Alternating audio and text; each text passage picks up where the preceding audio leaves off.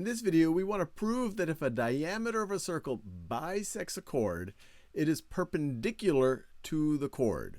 So we have drawn the first part. We have a diameter here, and it is bisecting this chord.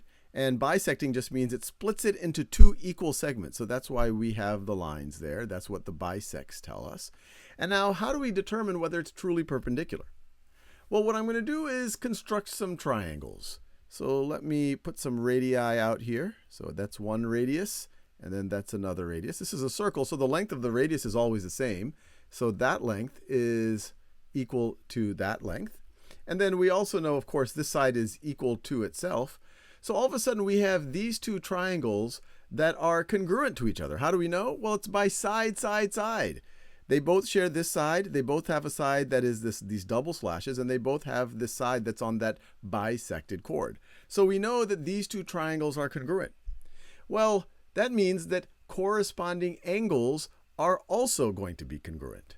And let me do this in a new color. This angle, let's call that theta. The measure of this angle is theta, and let's call the measure of this angle phi. We know that these measures have to be equal to each other. That theta needs to be equal to phi because they're corresponding angles of two congruent triangles. But we also know, because they're collinear, that they're supplementary. We also know that theta plus phi is going to be equal to 180.